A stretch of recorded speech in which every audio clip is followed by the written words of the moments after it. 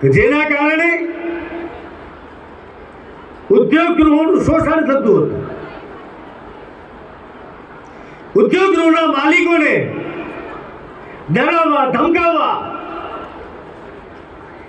એમની પાસેથી ખંડણી વસૂલ કરવી,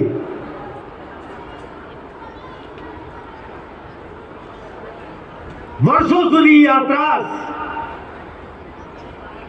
દમણ અને દાદરાનગર હવેલીના ઉદ્યોગ ગૃહના મિત્રોને સહન કરવો પડ્યો. આદરણીય પ્રધાનમંત્રી શ્રી કુશળ નેતૃત્વમાં આ 10 વર્ષમાં સંઘ પ્રદેશ પ્રશાસનની કાર્યશૈલીથી આવા ડરાવવા વાળા, ધમકાવવા વાળા ખંડણીખોરો, હપ્તા વસૂલી ખોરોમાંથી આ સંઘ પ્રદેશને મુક્ત કરવામાં આ પ્રશાસનને સફળતા મળી છે. મિત્રો, અહીંયા સૌ નાગરિક ભાઈઓ બહેનો નિર્ભય બનીને જીવી રહ્યા છે.